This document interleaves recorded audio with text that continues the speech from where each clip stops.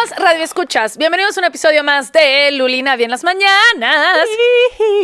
Yo soy Luli. Yo soy Navi. Y este es su podcast favorito Y predilecto. y cultural para ganar en maratón. Vamos a decir muy rápido lo que se viene conociendo como el housekeeping, la limpieza. Ajá. Sí, está ahí, él también está aquí. Sí, Tengo ¿no? siento una corona. Sí. Nos pueden ver en YouTube. Hoy me dijeron que venía muy elegante. Está muy elegante. Ajá. Qué elegancia la de Francia. Nos pueden ver en YouTube como Luli Navi. Nos pueden seguir en todas nuestras redes sociales. Y nos pueden apoyar en Patreon, que es www.patreon.com/Luli y Navi. Entonces ustedes ahí se suscriben, ponen sus datos, puede ser de su tarjeta de crédito de confianza, de su PayPal, de su Apple Pay, de su Amazon, de su Lo que sea que les dé dinero. donación.com. Donde tengan su dinero, eso. Compartan esa información. Y se suscriben y ustedes siempre reciben contenido extra. Y si ustedes quieren vernos, entender por qué decimos no me veo tan mal en la vida real como en la cámara. Si quieren comprobar eso fehacientemente, si quieren ver si es verdad o es mentira, tenemos noticias. Vamos a estar presentándonos en vivo en el Cine Tonalá el día viernes 8 de mayo, ¿ok? Y ahí vamos a estar en persona, vamos a presentar unos temas, vamos a Di dar qué una tema, porque está sorpresita. interesantichi. Bueno, como es un especial del Día de las Más Madres. bien es eso, es especial del Día de las Madres. Nos vamos a un especial del Día de las Madres para que lleven a sus mamás también. Lleven a sus mamás, a sus suegras, a su mamacita. Ay, sí. Y vayan a... Sí, o sea, va a ser temático. Entonces pueden ir a festejar a su mamá el Día de las Madres. Ajá. Si no tienen suegras, si su mamá no vive aquí o no, cualquier cosa, no se preocupen porque también va a ser puro jijiji, jajaja. No es obligatorio. Exacto. Y va a haber meet and greet, ahí vamos a andar nosotras echándonos una cervecita. Sí, van a haber no actividades ni sorpresitas. activación, pero cositas. Sorpresitas. Entonces, Cositas para que sea muy simpático. Ajá, exacto. Entonces ahí los esperamos. Los boletos los compran en la página del Cine Tonalá. Y también vamos a estar poniendo el link todos estos días hasta que los compren en nuestro Instagram. Entonces ahí nos vemos. ¡Qué emoción! Hace un buen que no hacemos live. Sí, hace más de un año o dos, ya ni sé cuánto, pero mucho tiempo. Hace un buen. Y aparte es fin de semana interesante Exacto. en México. Ajá. Algo pasará, siempre está pasando Siempre algo. Luli, nadie en vivo. Listo. No hay nada más. No se diga más. Ahí los vemos, queridos radioescuchas. Y hoy es tema de Navi. Hoy te va a gustar mi episodio. Siempre me gusta Navi. A veces pero me hace así, pero me gusta. Hoy te va a gustar. Ok. Luli. Navi. El tema de hoy es un tema muy cercano a mi corazón. Y es complejo, complicado. Y espero hacerle el honor que merece. ¿Ok? Nuestra amistad. Aún más importante que eso, imagínate. A través de toda mi vida, desde que tengo autonomía, o sea, desde que por lo menos pude tomar mis decisiones y desarrollar mis gustos e intereses personales, ciertas cosas me han acompañado que no cambian. O sea, desde que me empezaron a gustar cosas, nunca me dejaron de gustar, que son las historietas de Kino, concretamente Mafalda, Freddy Krueger, mi insaciable pasión por el chocolate, pero aún más que todo eso, de la mano me han acompañado en mis buenos y malos momentos los Caballeros del Zodiaco. Mira. Si alguien sabe algo de mí, sabe Mira. que me interesan mucho los Caballeros del Zodiaco. Mi cortina de mi baño es de los Caballeros del Zodiaco. Casi todos los días escucho la canción de Saint Seiya versión latino para motivarme a vivir mis días. Ya. ¿Por qué no haces un grupo de K-pop latino como El K-pop como la es oficina? coreano. Ah, por eso, pero Entonces, latino. Por favor. No. J-Rock. Yo ya te J-Rock. expliqué. Hicimos un episodio de que te expliqué lo que es el J-Rock. Tienes ¿Se te razón. olvidó? Te valió. Tienes razón. No, ya me acordé. Sí. No, pero no puedo porque nunca subí a los Shinigamis del Norte. Ya existe. Es mi ¿Qué? Son los güeyes que tienen como una banda del norte, pero todos los ¿Con acordeón? No, con los intros del anime. Entonces, los Shinigamis del norte. Entonces, Maravilla. no puedo yo como competir contra los Shinigamis del norte. Navi, me encanta. Bueno, pero no voy a hablar de los Caballeros del Zodiaco. Pero Pero espérate. O sea, voy a hablar de los Caballeros del Zodiaco, pero me falta, sigo mi intro. ya. Yo con ellos crecí, aprendí, reflexioné, recapacité, me formaron mi moral, me formaron como persona y cada vez que los vuelvo a ver, Sí. descubro cosas nuevas de la vida. Ya. O sea, la filosofía de los Caballeros del Zodiaco me hace abrir mi mente, mi espiritualidad. Es una cosa espiritual, los Sí. Caballeros del Zodiaco. Entonces, estoy empezando a verlos otra vez porque procuro verlos, aunque sea una vez cada 2 años. Y como este año va a salir una cosa nueva, pues quería como refrescarme a pesar de que los vi el año pasado también. Ok, pero entonces he estado reflexionando mucho en cómo fue que nuestra generación en específico, yo siento que un poco Gen X y los millennials, el anime nos formó como personas. Y cómo es que la cultura japonesa se nos metió en nuestros cerebros de esponja infantiles. Y determinó ciertos rasgos de nuestras personalidades. Japan. México, Japan. México, Japan, uno mismo. Tomodachi forever. Entonces, hoy quiero hablar de la historia del anime. Me encanta. No sé nada, nunca vi Los Caballeros del Zodiaco. Antes de que empieces tu tema, tengo dudas y espero que tú tengas respuestas. Sí, las tengo. ¿Cuánto duran Los Caballeros del Zodiaco? ¿Cómo que cuánto duran? O sea, tanto en caricatura como en tiempo. O sea, es que Los Caballeros del Zodiaco, bueno... O sea, ¿cuántas temporadas hay? Es que son poquitas, pero empezaron desde el 85, pero no han acabado. O sea, no hemos acabado Los Caballeros del Zodiaco. Apenas va a salir una nueva saga. Pero las que tú veías de chiquita, ¿qué? ¿Cuántos eran? Eran como 6. Es que no me acuerdo voto pronto. Sí, son 6, 5. Porque es como el torneo, luego las Casas Doradas, luego Asgard, luego Poseidón. ¿Dónde salían? Pues salían en el 7. Ya. Yo nunca vi Los Caballeros del Zodiaco. Ahorita lo puedes ver en Crunchyroll. Nunca vi Los Caballeros del Zodiaco. No, nunca viste Los Caballeros del Zodiaco, pero ¿viste Sailor Moon? No. Mi mami no me dejaba ver nada de esas cosas. Es que vamos a hablar de ese fenómeno también. Ah. Ok. El anime Panic. Tiene un nombre. Bueno. Ay, me encanta. La palabra anime viene naturalmente de la palabra animación, ¿no? En Japón la palabra anime se usa para cualquier tipo de animación, no solamente sus propias animaciones, ¿no? Como que Disney también para ellos es anime, solo que vi que ellos ya ahorita le dicen como anime americano, o sea, como para dividir, pero sigue siendo anime, o sea, todo lo que es animación es anime. ¿Y de qué Ghibli? Es anime también. Claro. Bueno, entonces, fuera de Japón, la palabra anime es sinónimo de todo lo mejor del mundo. Ojos grandes, pelos de colores, unas artes marciales, peleas épicas, tramas complicadísimas, kawaii, felicidad, etcétera. Pero antes que todo esto pasara, nos tenemos que ir al inicio, ¿no? Porque la historia del anime va de la mano con la historia de Japón. Descubrí un montón de cosas que yo no sabía, me impresioné mucho. Pero antes quiero entender una cosa. Para los fans del anime, es lo mismo para ti, a lo mejor para Japón no, pero para el resto del mundo, ¿es lo mismo Ghibli que el Dragon Ball? Es que son diferentes cosas.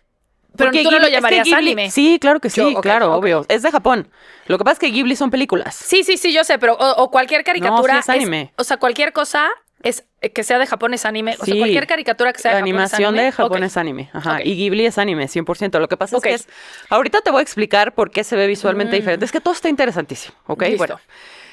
Se le conoce como Sakoku al periodo de aislamiento de Japón, porque ya lo hemos hablado, pero Japón cerró sus puertas al mundo exterior por más de 200 años, porque los japoneses, si algo son, es que son inteligentes.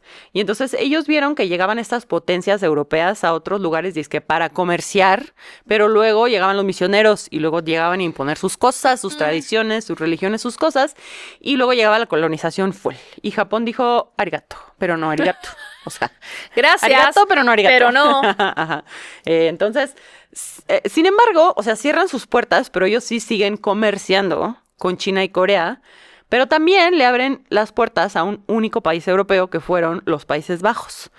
Eso fue porque estos güeyes no venían a evangelizar. Ellos como que en realidad nunca hay ninguna colonia de Países Bajos que sea como porque llegaron esos güeyes con los cristianos, no sé qué. Ellos solo querían comerciar con Japón y entonces Japón dijo que perfecto, si tú no vas a tener tus temas religiosos y quieres meterte aquí para invadir, seguimos comerciando. Entonces, los japoneses llevaban muchos años haciendo arte de muchos estilos, que hemos hablado aquí de ukiyo-e, pues tú hiciste un episodio de eso, ¿no? Como de eso ya eran los 1800, pero antes de eso siempre han hecho arte como todo el ser humano, ¿no? Entonces ellos... Por eso llegó a Van Gogh, Japón. Exacto. Entonces ellos, o sea, como que en su arte, pues normal, como de cualquier otra cultura, representaban su vida cotidiana, representaban paisajes, mujeres hermosas, como que todo esto que inspira, ¿no? Entonces cuando los holandeses llegan con una cosa hermosa, o sea, traen muchas cosas, empiezan a intercambiar cosas, pero traen una cosa que se llamaba linterna mágica. Entonces los japoneses ven esto y dicen, wow. Esas linternas eran unas cajitas hechas de madera a la cual se les ponía una luz adentro, bueno, una vela, ¿no? Y entonces con esto proyectaban siluetas hechas como con recorte de papel en una superficie. Y entonces ahí como que podías con eso contar historias. Entonces a los japoneses les encantó esto, porque los japoneses mucho de su arte que hacían era un poco como temas folclóricos de historias de ellos, y entonces esto fue como, wow, esto es una nueva cosa con la que podemos contar historias. Entonces perfeccionan estas cajas y además de hacerlo con recortes de papel, usaban como vidrios y les pintaban con colores, y entonces ponían como varias capas de los vidrios y podías mover los personajes.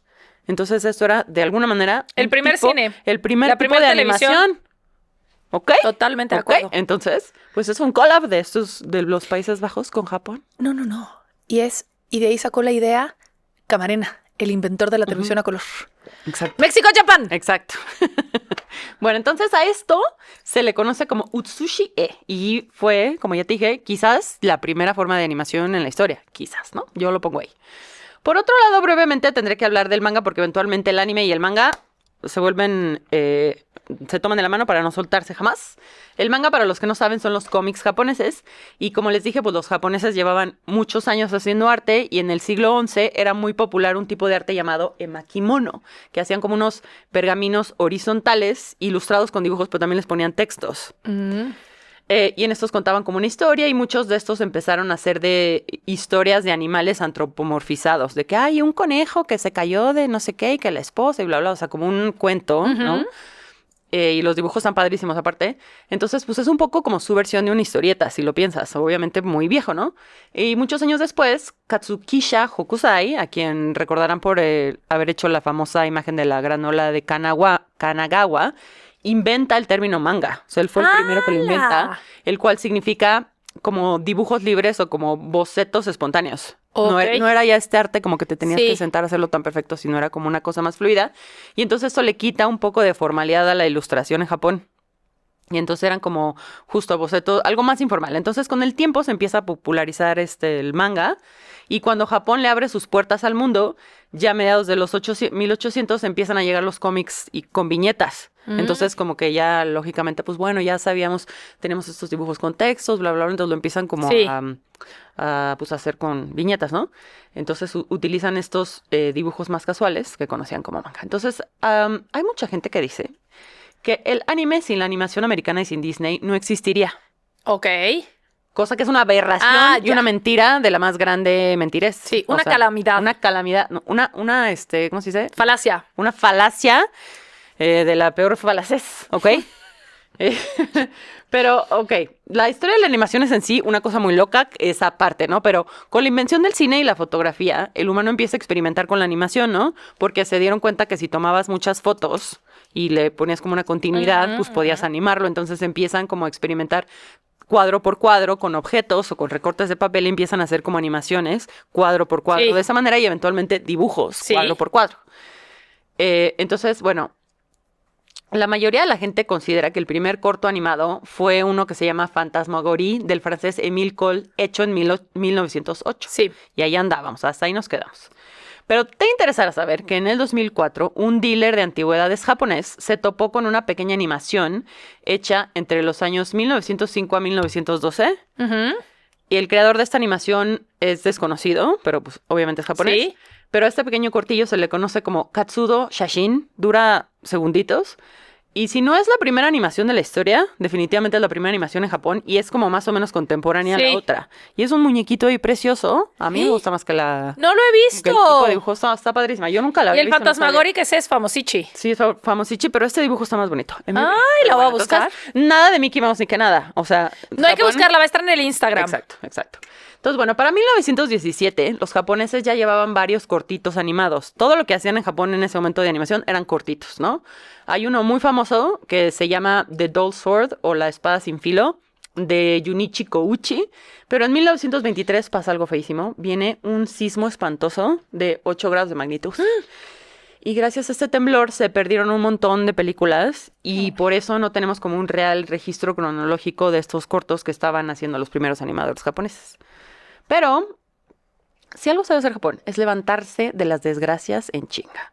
Entonces, al poco tiempo empiezan a reconstruir y el Ministerio de Cultura decide impulsar a los pequeños estudios de animación y los empiezan a financiar. Entonces, empiezan a crear como pequeños cortos educativos en los cuales enseñaban a la gente como cómo no contagiarte de la tuberculosis, cómo prevenir enfermedades, pero también como la historia del tren en Japón, la historia de no sé qué en Japón. Entonces empieza como a ser un tema cultural, ¿no? Y los empiezan a pasar estos cortitos en los cines antes de poner una película. Es importante mencionar que para este momento, evidentemente, el cine era mudo, ¿no? Y lo siguió siendo en Japón, incluso cuando ya en Occidente ya había sonido, en Japón se tardan un poco más porque ellos tenían una cosa llamada un benshi. Un benshi era un hombre que se ponía a narrar lo que estabas viendo. Ok. Y ellos amaban a sus benshis, entonces no querían como dejar de tener a sus benshis, entonces el japonés ahí se sentaba así de, ohayo, No, ohayo, me muero. Ojalá gozaimasu. Entonces, bueno. Así estamos un rato con el benshi narrando estos cortitos y luego, como siempre, vienen pedillos. Pedillos. La Segunda Guerra Mundial. Bueno, y ahí sí fueron pedillos. Bastante pedillos. Sí. Entonces, para todos los países involucrados en esta tan desagradable guerra, era de suma importancia hacer propaganda. Y Japón no fue la excepción, ¿no? Como lo platicamos, bueno, lo hablamos en el VIP del Pato Donald. Sí. Pero Estados Unidos también está haciendo propaganda con Sí. Disney. O sea, como que todos los países estaban haciendo su propaganda. Sí. Con todo lo que podían. Todos los medios que ponían lo usaban. Sí. Y literalmente el Pato Donald nació para hacer una cosa de propaganda. Entonces, en Japón empiezan a hacer anime y manga propagandístico durante los años que dura la guerra. Unos más útiles que otros. Como que unos eran full... Únete y otros al era ejército. Como un niño, como unos niños cazando un águila. Sí. Porque pues el águila es el símbolo. Sí. ¿No? Entonces, pues todo era obviamente en contra de Estados Unidos. Y por su parte, Estados Unidos empieza este periodo de que hacían esas caricaturas súper racistas horrendas de los japoneses con los dientotes. Sí. ¿Ya sabes cuáles? Entonces, como que empiezan ahí como un pique duro entre Japón y Estados Unidos. Y el Estado entonces empieza a invertirle más dinero a la animación y la empiezan a tomar como ya algo más serio porque lo ven como una herramienta, porque siempre, cuando se puede usar para algo para la guerra, le van a meter Siempre, es lo que decimos siempre en Luli y Navi. El problema es que no importa qué encuentran la manera de hacerlo para la guerra. Exacto. Entonces, para 1945, un poco antes del fin de la guerra, Japón lanza su primer largometraje animado llamado Momotaro. Pero Momotaro era como el personaje de un niño con el que ya habían hecho muchos cortos. Ok, ya era conocido. Ajá, pero era bonito. O sea, era como un niño que nació de un durazno y era como una cosa linda y lo empiezan a volver este personaje de guerra. Okay. Y Momotaro, el largometraje duró 37 minutos, que pues tampoco es como que era un mega largometraje, pero fue como su primera animación más larga. Y luego ya cuando termina la guerra, Japón es ocupado por los aliados desde 1945 hasta 1952 y como siempre los aliados necesitaban hacer más propaganda, ¿no? Sí. Entonces reúnen a 100 artistas del anime para formar la Shin Nihon Dogasha, o compañía de animación del Nuevo Japón. Pero a estos los contrataron para hablar de Estados Unidos. Como de la democracia es lo mejor y como Estados Unidos es increíble. Entonces, un poco los animadores iban y bueno, pero de pronto ya no quisieron porque tampoco es como que les encantaba que estuviera Estados Unidos ahí. Entonces se empieza a disolver esta compañía, pero ya les había entrado un poco de dinero de los aliados también, ¿no? Entonces existían en Japón varios estudios de cine y animación, incluyendo el Shochiku, que es el más antiguo de todos, que sigue existiendo. Y uno de estos estudios era el muy famoso Toei, fundado en 1951. Y aquí ya es cuando entra Disney, porque el presidente de Toei, Okawa Hiroshi, había visto el muy famoso largometraje del primero que hicieron de Disney, Blancanieves. Ajá. De 1937 y se había quedado como fascinado porque ya era color, las animaciones estaban como más bonitas, ¿no? Como que muy fluido. Y entonces decide que si Estados Unidos puede hacer eso, Japón lo va a hacer mejor, ¿no? Claro. Entonces construye todo un estudio de animación al que llama Toei Doga y al que hoy se conoce como Toei Animation. Y en 1958 estrenan La Serpiente Blanca, que es un largometraje de animación muy moderno, o sea, ya se veía muy avanzado. Y cuenta la historia de una leyenda una leyenda china de una serpiente que se convierte en mujer porque se enamora de un absurdo hombre. Pero está muy bonita. ¿Okay? ¿Tú ya la viste? Sí. Ok. Ahora, aquí pasa algo muy interesante. Estamos todavía en la posguerra y entonces todavía no habían muchos trabajos. Como que Japón estaba pues levantándose. Y entonces los animadores de ese tiempo hacían todo para poder entrar a los estudios, aunque eso implicara trabajar por muchas horas y con muy mala paga. Pero como el gobierno de Japón sí quiere a su gente, empiezan como en chinga a rectificar este error y entonces empiezan a obligar a estos estudios que suban los salarios. Y por otro lado, entonces empiezan a crear sindicatos de animadores. Hubo en particular un muy revoltoso jovenzuelo que fue uno de los líderes del sindicato de animación de Toei. A ese joven quizá lo conozcan como Hayao Miyazaki, el creador de Ghibli. Era uno de los revoltosos de Toei. Se le nota Ajá. el Sí, espíritu. Sí. Entonces, total que Toei y muchos otros estudios estaban al borde de quebrar porque pues ya tenían que pagar Sí. mejor y no podían contratar a más animadores y tenían que encontrar soluciones para abaratar la producción. Entonces, aquí es como que algo que aprendí loquísimo, que es que todo el mundo que ha visto anime, y a lo mejor tú también reconocerás, esto es los que le voy a hablar. Oliver Atom, el de los supercampeones, pateando una pelota por 2 minutos, o sea, Sí. en el aire, dando un speech, pero la imagen es la misma. Sí. Es eso. Solo cambian los rayos de atrás como Ajá, para exacto. que parezca que está moviéndose. Exacto. No sé cómo Seiya tirando explicarlo. como el meteoro Pegaso, así Sí. de, no, y el amor, y la amistad, y la unión, pero es esto, así, Sí. 1 hora, ¿no? Entonces, bueno, eso es porque, esto es como un estilo muy propio del anime, pero fue una cosa accidental, Sí. ¿ok? Porque una animación normal, bien hecha, debe tener 24 cuadros por segundo Ajá. para que se vea muy fluida. Pero los estudios de anime no podían andarse con esas mamadas porque no tenían dinero para pagar tanto. Entonces, sobre todo cuando el anime brinca a la televisión y tenían que producir Sí. mucho. Y así es como empiezan a arreglárselas y empiezan a usar hasta 8 cuadros ¡Hala! o menos por segundo. Entonces, también empiezan a reciclar escenas, porque, y si han visto anime se dan cuenta, como que ves que es el mismo dibujo, que es una escena que ya viste, pero que vuelven a poner, porque pues tienen que empezar a Sí. encontrar la manera de sacar a flote el estudio, ¿no? Entonces, empiezan a enfatizar estas escenas muy dramáticas, que es eso, que están como sostenidos, y hasta eso tiene un nombre que se llama sakuga. O sea, es Sakuga. una cosa, ajá, es una cosa de que es como una cosa, una toma dramática Ajá. del personaje de 1 minuto. Y entonces, por lo mismo de que se tienen que ahorrar todos estos miles y miles de cuadros, tienen que empezar a hacer que el diálogo tenga más peso. Entonces, por eso el anime a Sí. veces es... Si tú no ves anime y ves de pronto un día para otro anime, te va a parecer tedioso porque no estás acostumbrado a que sea tan largo el diálogo para una misma escena. Sí. Y es muy intenso y es lento y es como un diálogo larguísimo de como cosas así existenciales. Entonces... Todo el anime es así, de que Dragon Ball también. Es que tampoco nunca vi Dragon Ball. Todos los animes tienen varias sakugas. O sea, Ok. todos. Y bueno, los de Ghibli no, justo porque Ghibli está bien hecho Sí. porque es una película y es diferente. Sí. Pero el anime de la Dragon Ball, televisión, Nunca vi Dragon Ball. Nunca vi Candy Candy.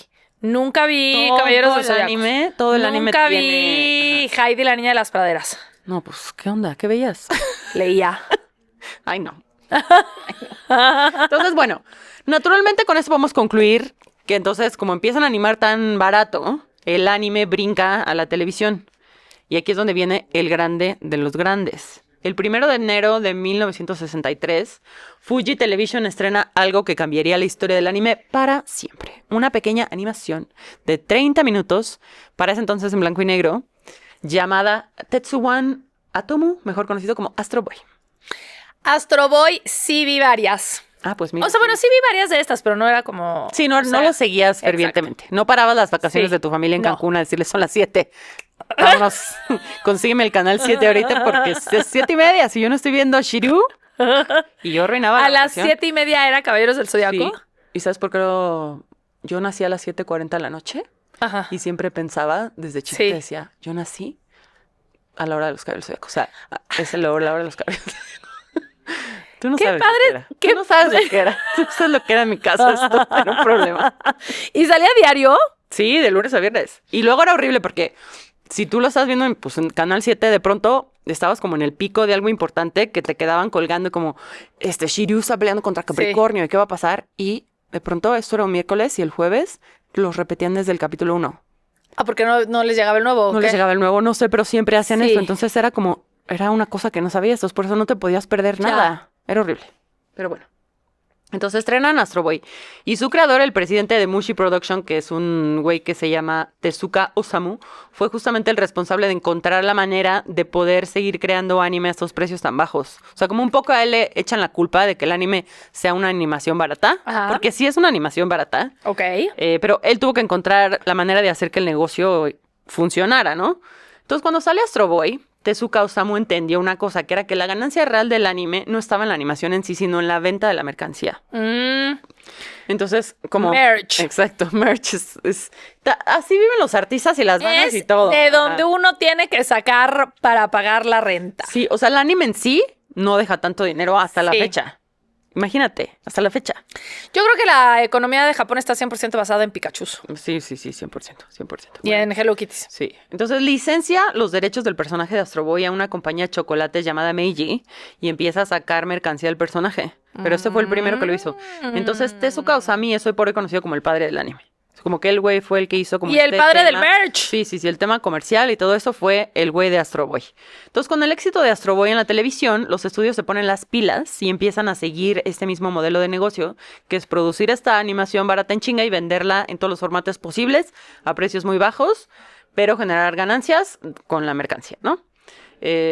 Y total que en los 60 entonces empieza como un boom del anime, sobre todo cuando empieza el crecimiento económico en Japón y la gente empieza a tener ya teles en su casa. Por un lado, el anime con temas infantiles era lo que más pegaba, y entonces, aparte de Astro Boy, salen otros animes como Kimba, El León Blanco, Speed Racer, que... Speed Racer también lo veo. Ajá, Speed Racer. Alakazam, ¿te acuerdas de Alakazam? ¡Sí! Alakazam. Alakazam también lo veía. Alakazam era japonés. Ajá. No sabía. Entre otras, y entonces, aunque estas series eran para niños, trataban temas muy profundos porque seguían todos, o sea, esto sigue siendo la posguerra, ¿no? Sí. Entonces, por ejemplo, Astro Boy trataba temas muy antiguerra y como la ética científica, porque era un niño robot pero tenía conciencia y usaba su poder atómico, pero para el bien. Y atómico. Exacto. Entonces era como, pues, es que Japón pues tuvo este problema, ¿no? Entonces había otro anime llamado Tetsujin 28 Go, o en México se llamaba El Hombre de Acero. También ese lo vi. Que, bueno, ese hablaba de la corrupción en la posguerra, o sea, como que todo era muy profundo, no era solamente una caricatura sin un tema realmente deep, ¿no? Hablando del Hombre de Acero, este anime fue importante también porque fue el primer anime mecha, que el mecha es un género de anime que se centra en robots, y ahorita voy a hablar un poco de los géneros que hay, pero el mecha es un género muy importante y da pie a otros de la época, como uno que me encantaba, que era Mazinger Z o Gundam, y así como que entonces el Hombre de Acero fue... Mazinger Z no veía porque estaba más violento. No estaba nada violento. Yo lo sentía más así. Bueno. Por otro lado, entonces en los 60 también empiezan a ver los animes con contenido para adulto. Sale uno llamado Senin Buraku, que fue uno de los primeros del género que se llama Eki, que es como contenido para adulto. No es de temas sexuales explícitos, no es hentai, pero son temas más como picarillos, ya sabes, más así con... Hay drogas. No, es sexual. Pero son como innuendos, okay. como no es necesariamente, no sale una chichi, pero sí estamos hablando de temas sexuales, ¿no? Es importante mencionar que si usted es un radioescucha que cree que el anime es solo para niños, está en un error, porque el anime es para todas las edades, gustos, géneros, y entonces es como que todos tienen historias complejas, y este fue uno de los primeros que se experimentó como para ver si funcionaba con adultos, ¿no? Para 1970 ya habían alrededor de 50 series de anime, y entonces las empiezan a exportar a otros países y ahí se abre el mercado internacional. El primer anime que llegó a México fue justamente Astro Boy, pero este abrió el camino para Candy Candy, Heidi y Mazinger Z. Duda. ¿Qué? ¿Por qué en México pegó con tubo y en Estados Unidos no tienen la más remota idea de qué les hablo? Lo investigué. Me encanta, estoy lista. Ok, entonces el anime empieza a expandirse. Sí. Y empiezan a hacer animes enfocando también en el público femenino, porque estos eran muy de niño. Sí. Entonces, empiezan como a hacer animes. Los primeros animes de niña el tema eran niñas mágicas. Entonces, como que están inspirados porque son los 60, está Mi Bella Genio y Encantada. Sí. Entonces empiezan a inspirarse de eso y sale la princesa Sally, Ako-chan, y eran como estas niñas con poderes, pero también hablaban ya como de sus relaciones y sus noviecitos y cosas de niñas, ¿no? Es importante mencionar que aunque no todo el anime está basado en manga, sí una gran mayoría está basado en manga, pero no todos. Ok. Entonces, pero estos primeros, según yo, sí eran como de mangas. Y como tal, como nuestra huérfana llorona favorita por excelencia, Candy Candy, que un día lloraba por Terry y por Anthony, cuando no estaba llorando por el otro estúpido de Albert. Nunca lo viste, ¿verdad? Te lo sabes de memoria. Es que se la pasaba llorando todo el tiempo. Candy nunca lo vi. Terry. No. Terry. ¿No? Nunca lo vi. Dios. Si acaso vi Heidi, la niña de las praderas. No, pues no. Candy no. Educó a una generación en México. Solo sé que tenía como el pelo güero, muy así. Coletas así. Sí. ¿No sabes quiénes son Terry ni Anthony? No. ¿Quiénes son sus novios? Pues es que uno era como un tóxico y el otro, y luego el Albert era como el bueno. Pero los dos le gustaban a ella. Ay, era una cosa Team Andrew, Team Jacob. Uno se muere, ¿no? Team Edward, perdón. Pero ella era huérfana. ¿Y dónde vivía? Porque tenía un uniforme, eso sí sé. Sí, era una niña huérfana. Y un collar de corazón. Ajá. Eso también sé. No, sí. ¿No? Sí. Y ella, sí, tenía un collar de corazón. No me acuerdo de su collar, particularmente. No me acuerdo. Pero estaba vestida ella de uniforme. Sí, no, y como con una falda así. Porque en donde vivía, en un orfanato. ¿Era de un orfanato? Era una huérfana de un orfanato.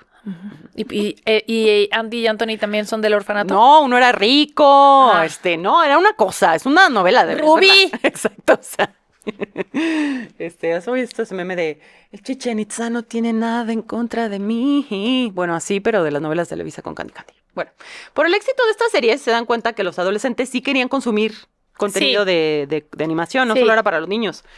Y que aparte querían que hablara de sus propias experiencias, Ya. o sea, como este tema de relaciones, de noviecitos, no sé qué. Entonces, pese al éxito de estas series, en 1973 se viene una recesión en la industria del anime y del resto del mundo porque se viene algo muy similar a lo que está pasando ahorita, que fue una crisis del petróleo. Igual por Irán, igual por cosas que están, la historia siempre se repite. La cosa es cíclica, pues. Ajá, entonces- es lo que les queremos decir. Exacto. Muchas productoras como Mushi, que fue de donde salió Astro Boy, se van a la quiebra. Mushi sí regresó, Mushi ya como que ya está back otra vez, pero muchas otras ya no pudieron con esta crisis. Pero durante estas épocas muchos estudios se empiezan a crear y otras como Toei estaban operando pero con pérdidas. Entonces uno pensaría que la historia del anime terminaría ahí, pero no fue así porque Uchu Senkan Yamato, también conocida como Space Battleship Yamato, un poco llega como a revolucionar la industria del cine. Es como una cosa ahí del espacio que yo nunca vi. Siento que eso nunca la pasaron en México tal cual como las otras, o no sé, pero yo nunca la había visto. Pero ¿Space Battleship se llama? Space Battleship Yamato. No, ni idea. Entonces, yo no sé, yo nunca la había visto, pero entonces según esto como que esta serie revive el anime. Y entonces da pie como que justo a que lleguen Mazinger Z, Heidi y Gundam a terminar de levantar el evento y salvar la industria del anime. Entonces el anime empieza a volverse también ya muy popular en el extranjero y de que aquí ya en México tenemos a esta generación criada por Candy Candy, por Heidi, por todo este tema. Pero los niños fuera de Japón como que lo amaban, pero los papás no estaban convencidos. Y en ese momento lo llamaban Japanimation, que es como un tema, como un término medio... ¿Despectivón? Ajá, no Ok. sé por qué, pero pues sí. Y entonces, para un sector de gente, esto tenía como esta connotación negativa porque era como caricaturas chinas. Ya Sí. sabes, como que los papás te decían, mi papá me decía, tú siempre estás viendo tus caricaturas chinas tan raras, ¿no? Y pues era porque empieza a hacerse esta fama de que era muy violento y sexualmente explícito. Ya. Y de alguna manera sí lo era, pero si lo ves y lo entiendes y estás como viéndolo, eso no es lo importante. Como que siempre, o sea, los Caballeros del Zodíaco que todo el mundo dice que es muy violento, es que sí es violento porque sí es el güey sangrándose, pero el güey te está dando un diálogo pacifista y bonito de como estoy luchando por algo bueno. Estoy como Ya. sacrificándome, como muy de japonés, que me estoy Sí. como sacrificando por eso, me estoy sacrificando por O sea, la pero si hay comunidad. mucha muerte y destrucción ahí en Caballeros del Zodiaco. Sí, claro, hay mucha muerte y destrucción, pero... ¿Muchos se mueren? Pero sí, Ajá. claro. Y si Shiryu se saca los ojos 2 Ay, ¿qué? veces, y, pero... ¿Y pero por qué lo vuelven a crecer? No le vuelven a crecer, pues luego se cura porque pues también es anime, o sea. Ah, es mágico. O sea, no se lo saca, pero se los pica así, se queda ciego. Ah. Ujú, se queda ciego. Entonces, bueno. O sea, no se lo saca. Hay mucha cosa violenta, obviamente, Ok. pero ese no es el mensaje de los Caballeros del Zodíaco y cualquiera que vea a los Caballeros del Zodíaco, sus primeras palabras para describirlos no va a ser ese. Y si es Ok. eso, no es un verdadero fan y no entendió de qué se trata. Mis Caballeros. hermanos se veían Dragon Ball. Ujú.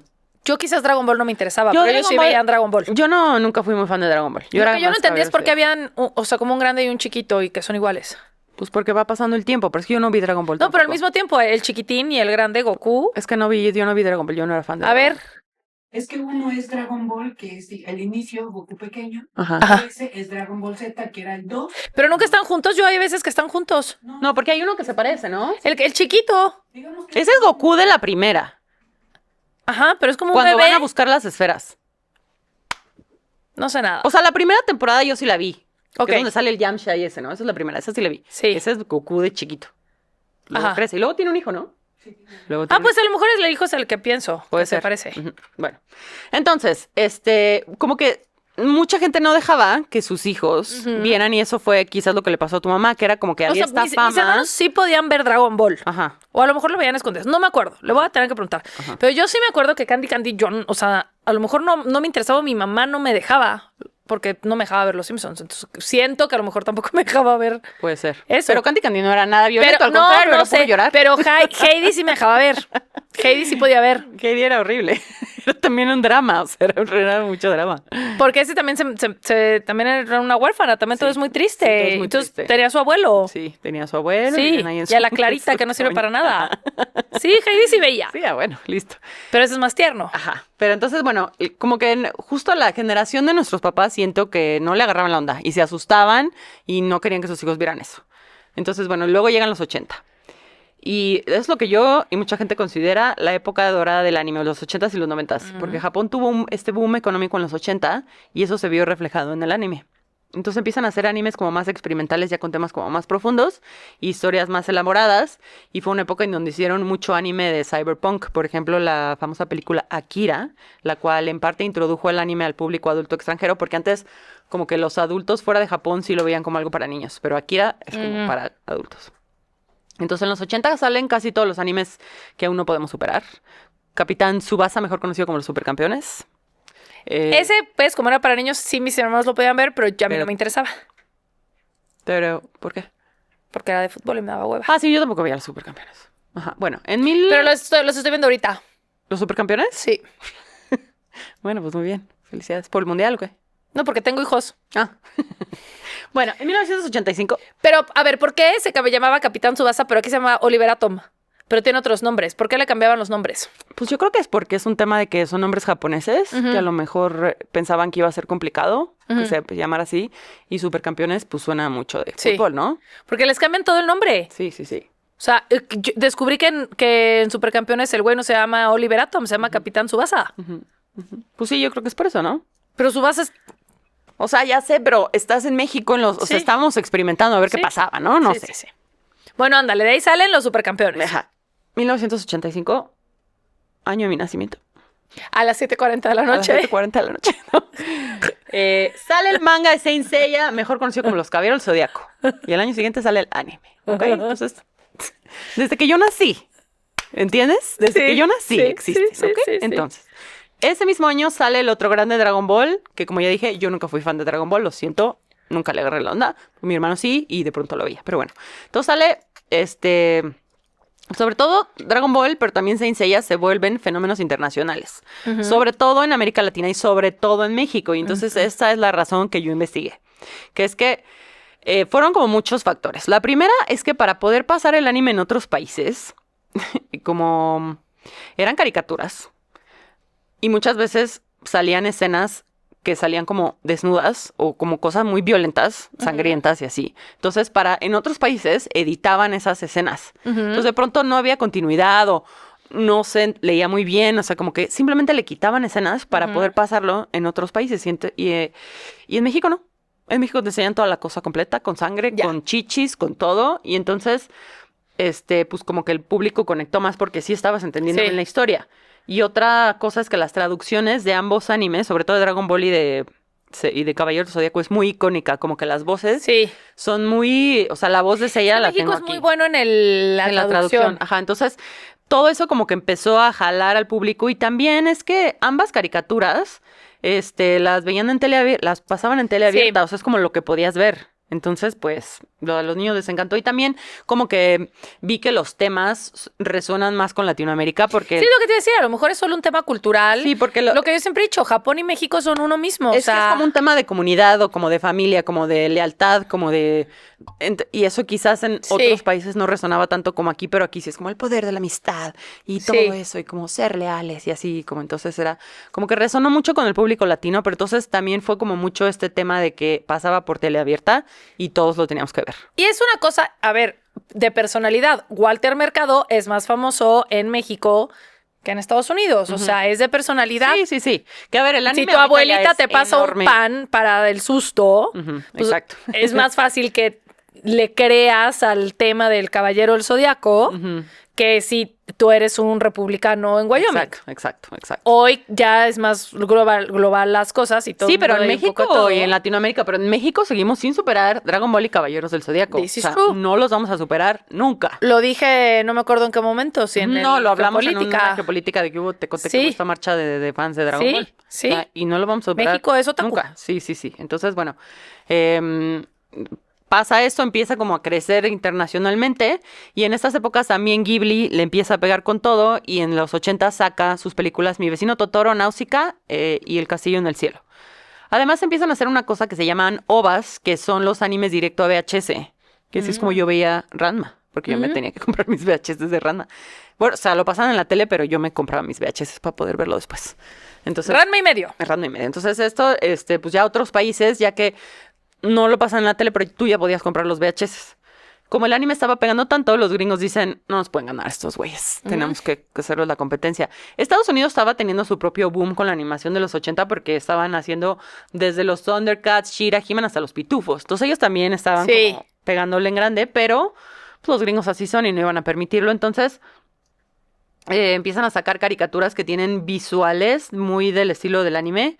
Una que se llama Robotech. También sacan los Transformers, que están basados en estos animes de Yo siempre mechas. pensé que los Transformers eran de Japón, fíjate. No, pero están basados en estos animes de robots. Y y también empiezan sacan los Power Rangers, que aunque no es anime, igual está basada en esta serie japonesa llamada Super Sentai. O sea, como que empiezan a copiarle sus fórmulas que funcionaban, ¿no? Y bueno, llegan los 90 y llega mi otra razón de ser. Sailor Moon. Sailor Moon es de los 90. Otro anime del género de niñas mágicas. Una cosa muy icónica, porque aparte Sailor Moon era padrísimo porque se enfocaba mucho en la moda. Entonces era como unos grandes outfits. Voy a ver Sailor Moon también, nunca vi Sailor Moon. Sailor Moon es precioso. Y por supuesto sale también en los 90 uno de los animes más importantes de la historia, Evangelion, que llevó el género de mecha a niveles psicológicos y filosóficos muy profundos e intensos. De hecho, quien haya visto Evangelion lo sabrá que el último episodio de Evangelion te lleva a una crisis existencial. Así. ¿De qué se trata ese? Pues son como unos robots, o sea, es como mecha, pero es como el tema como existencial de los pilotos y es como un tema espiritual. Está loquísimo, o sea, es como una cosa muy complicada de explicar. Pero yo leí, que no sé si es cierto, es como lo que se cuenta, que todo, como Evangelion es como una cosa de mechas y de robots, que entonces como que los niños otaku estaban muy clavados en eso. Ajá. Y el creador, según esto, corríjanme si estoy mal, pero es lo que leí, se sintió como con mucha, de pronto, responsabilidad de que estos niños solo estuvieran como consumiendo como contenido medio superficial de robots. Entonces los últimos episodios son como una cosa existencial de verdad muy filosófica. O sea, son como una cosa muy como que te choquea y le da toda la vuelta a Evangelio. No sé, es una cosa muy loca, pero bueno. En los 90 sale también Ranma y medio. Por siempre. Muy caótico y muy hermoso. Y en el 96 llega el fenómeno que es Pokémon, uno de los animes más importantes de la historia y otro que tampoco hemos superado y que jamás tampoco creo que pasará de moda. Nunca, jamás. Nunca. Y salen otros icónicos que son Cowboy Bebop, Ghost in the Shell, Sakura Card Captors, etc. Entonces ya empieza a haber como mucho tipo de anime. Para finales de los 90 y ya en los 2000 el futuro del anime ya estaba asegurado y empiezan a salir ya monstruos de la talla de One Piece, Naruto, Fullmetal Alchemist, Death Note, Code Geass y la hermosura que es Nana, que es uno de mis animes favoritos. No he visto nada de eso, ni One Piece. Yo no he visto One Piece porque son 50,000. Es lo que te decir, ¿no? Es como sale uno diario. Sí, no, yo no sé cuántos episodios son de One Piece. Eso es ¿Y tiene orden? Sí, todo tiene orden, claro. Entonces One Piece yo nunca lo he visto. Naruto me dio hueva. Fullmetal Alchemist. Naruto corre, como el de Weapons. Sí, como Naruto. Ajá, exacto. Death Note es buenísimo. Bueno, el final es terrible. No vean el final, pero todo lo más en Death Note sí veanlo. Y Nana es increíble. Nana está padrísima. Entonces, bueno, también salen películas que hacen que el anime se vuelva aún más mainstream. Sale Spirited Away del estudio Ghibli, es muy bello. Conocido como El viaje de Chihiro, que hasta gana un Oscar en el 2003 por mejor animación. Y luego ya con las plataformas de streaming el anime explotó aún más. Entonces Crunchyroll es una de las plataformas más importantes de streaming y es de puro anime. ¿Tienes que pagar? Sí. Ok. Y Netflix dice que el 50% de su audiencia ve anime. Por eso hay más anime en Netflix últimamente. Yo lo he notado. Hay un chingo de anime. Y como anime hecho para Netflix. Está muy loco eso. Entonces, bueno, ya no, todos vemos anime. Entonces, lo mágico del anime es que estoy segura que si buscas, vas a encontrar uno que te guste a fuerza. Porque hay tantos. Los Caballeros del Zodiaco, o sea, ¿cuál es un buen gateway? ¿Para quién? ¿Para ti? Yo fue un buen gateway que le metí a algunos amigos Death Note, pero porque pues es una cosa como de true crime, Ok. Entonces, pero depende. Para ti quizás sería como una cosa no tan dark. Pero no sé. Oh, los Caballeros del Zodiaco, no sé ni de qué Los se Caballeros trata. del Zodiaco no te va a gustar nada, nunca. No. ¿Por Los qué? Caballeros del Zodiaco no te va a gustar. No te va a gustar. No es porque sea dark, es porque los Caballeros del Zodiaco son lentos Ajá. y son raros. ¿Es una pelea entre zodiacos? O sea, hay una serie, una temporada que son contra los... Es que en realidad en inglés, Ajá. digo en japonés, no se llaman Caballero del Zodíaco, se llama Saint Seiya. Son Ok, unos ok, santos, ok. son como las armaduras. Entonces, son de las constelaciones o como de la mitología, pero no son... O sea, solo es una temporada. Digo, siguen apareciendo los Caballeros Sí. Dorados del Zodíaco, pero no son los principales. Los principales son Pegaso, Dragón, Cisne, Sí. Andrómeda y Fénix, Ah. que no son los Zodíacos. Ok. Entonces, bueno, pero no, los Caballeros del Zodíaco no creo que te guste. Va a ver Sailor Moon. Sailor Moon, sí. O sea, también creo que tienes que ver uno ya para adultos. Y entonces Ok. quizás si te gustan los de adultos, ya puedes ver estos, porque quizás los vas a encontrar muy sonsos. Ok. O sea, ya sabes. Sí. Pero puedes probar. Entonces, bueno, o sea, como que hay muchos tipos de historias, muchos géneros. Entonces, vamos a hablar como de los 5 tipos principales de anime dividido como en el demographic, en el tipo de público que lo consume. Y luego están como los subtemas, porque es infinito. El primer como género o tipo de anime se llama Kodomo Muke, que es el anime que es para niños menores de 12 años, que es justamente como Pokémon, Beyblade, Totoro, todo esto que es para niños chiquitos, Ujú. ¿no? Luego está el shounen, que es el más popular de todos. Shounen significa niño y este es el anime que está dirigido a niños y adolescentes de entre 12 a 18 años. Por ejemplo, Naruto, One Piece, Dragon Ball, estos son para este tipo de niño. Y el personaje principal del shounen es un niño. Luego está la contraparte que es el shoujo, que es igual, pero es para niñas. Y el personaje es niña, como Sailor Moon, como las guerreras mágicas, como Candy Candy, que ya no es para niños chiquitos, ¿no? Luego está el seinen, que es para adultos. Las tramas de estos animes ya son más profundas, más complicadas, como Ghost in the Shell, Monster, Ergo, Proxy, Elfen Lied, que son, según yo, hay escenas de Stranger Things que le copiaron a Elfen Lied, Ah, Change la, My la, Mind. la, Si han la. visto Elfen Lied, saben de lo que hablo, pero Ok. es como una niña que mata con su mente y está loquísimo. De hecho, creo que Stranger Things le copió a Elfen Lied, pero bueno, luego hablaremos de eso. Luego está Yosei, que es el equivalente de seinen, pero para mujeres ya más grandes, como está Nana, Yuri on Ice, Princess Jellyfish, etcétera, que ya son como animes que hablan de relaciones Ok. y de problemas de Como adultas. una novela. Exacto, pero Nana es una pintada. novela. Nana es una historia padrísima de 2 niñas que se llaman Nana, que se conocen en un tren, solo que una es Dark y otra es un Lulinari. ¡Ay, Ajá. Navi! Y Pasa en la vida real, pasa en el anime. Ajá, exacto. Y la Nana Dark es como que está enamorada de un güey que se llama Sid Vicious y está guapísimo. No, es padrísima, Nana, me encanta. Entonces, bueno, después vienen como los temas, porque el anime es muy específico. O sea, como que quieres ver esto, pum. Entonces tienen decenas de temas que no voy a hablar de todos, pero voy a hablar como de los más populares. Primero está el mecha, como ya mencioné, que es el de los robots o trajes de robot como Gundam o Code Geass, que Code Geass también es buenísima. Luego está el Sentai, que es como un grupo de amigos que tienen como poderes, como superhéroes, como justamente Sailor Moon es este show como somos amigos y tenemos poderes y vamos a luchar contra el mal. Entonces ese es el Sentai.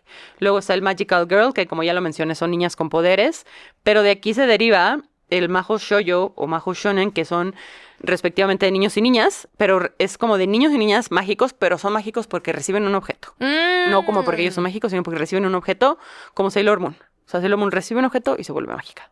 ¿Una Luego varita? está- Sí, o como cualquier cosa. O sea, te doy ¿Pero Sailor Moon recibe una varita? y recibe una cosita, un circulito aquí. Ah, yo ese es el que me acordaba entonces, quizás no de Candy Candy. Es que no, pero el de Sailor Moon es una estrella. Bueno. Hay uno que me gusta mucho que se llama Slice of Life, como un pedazo de vida, que es como anime enfocado en los pequeños detalles de la vida y como realista.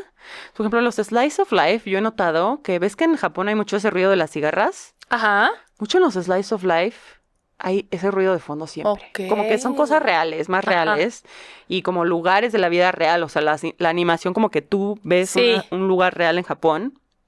Y son enfocados como en la escuela, en el romance y así, o como, es como hasta un poco más melodramático, ¿no? Ujú. Como que justo Nana es un poco Slice of Life. Hay uno que me encanta que se llama La melancolía de Haruhi y Suzumiya, que es Slice of Life. Luego está el harem, que es de un personaje masculino, por el que se pelean muchas chicas, como Ranma y medio. Por Ranma y medio todas se pelean. Y luego está el uno igual, pero al revés, que es el Reverse Harem, que es, hay uno que se llama Ouran High School Host Club, que es luego los chicos se pelean por la chica, ¿ok? Ujú. Luego está el Yuri, que es romance entre 2 mujeres, y el Yaoi, que es entre 2 hombres. Ujú. Luego está también hay como thriller, terror psicológico, cyberpunk, distopia. O sea, hay De todo, Ok. ¿ok? De todo. Y luego están los demás adultos, que es el Eki, que el que ya te dije que es el de temas para adultos sin llegar a ser pornografía, y de plano el hentai, que es pornografía, y Sí. pornografía muy rara. Yo he visto unas cosas por andar de curiosa que estos ojos no debieron haber visto nunca, ¿ok? Entonces, bueno, viajamos a través del tiempo desde muchos años para llegar de unas cajitas de luz que proyectaban vidrios pintados a Crunchyroll, a los 7000 episodios de One Piece. Y me faltó tiempo para hablar del fenómeno que es el cosplay, las convenciones de anime, la Friki Plaza y todo lo que conlleva ser un otaku. Pero como ya estuvo muy largo, pues aquí lo vamos a dejar. Pero entonces tenemos para parte 2. Me encanta, no sé nada, voy a empezar a ver anime. Sí, empieza a ver anime. Ve, pues yo digo que busques un... O sea, yo siento que, por ejemplo, Chance Nana te gusta. Voy a ver Nana. Nana está padrísima. Nana es Slice of Life. ¿Me pasas tu cuenta de Y es Crunchyroll? muy claro que te pasa, me encanta. Porque no pienso pagar. Sí, te paso mi cuenta. Sorry, Crunchyroll, o patrocínanos. Me encantó Navi, muy buen tema. Y eso es todo. Corazón. Que Japón haga un corazón. Corazón de anime. Mi corazón es de anime. Los amamos. Adiós. Adiós.